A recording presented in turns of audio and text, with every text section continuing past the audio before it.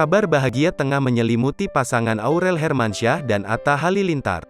Mereka baru saja dikaruniai anak pertama yang lahir pada Selasa, tanggal 22 Februari tahun 2022. Ibu kandung Aurel, Krisdayanti mengunggah foto saat ia menggendong cucu pertamanya tersebut. Kebahagiaan tersebut juga dirasakan oleh Krisdayanti. Dirinya pun mendampingi proses persalinan Aurel. Dalam unggahan Instagramnya, Krisdayanti menyebut cucunya tersebut cahaya sempurna bagi keluarga. Diketahui anak pertama Aurel dan Atta itu berjenis kelamin perempuan. Bayi kecil tersebut lahir dengan berat badan 3,3 kg dan panjang 48 cm.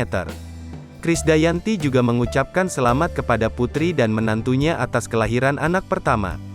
Tak lupa, ia juga menulis salam hormat untuk keluarga Atta Halilintar, Anang Hermansyah, dan Ashanty. Postingan Krisdayanti ini langsung menuai reaksi dari warganet. Kebanyakan mereka mengucapkan selamat atas kelahiran putri Aurel dan Atta.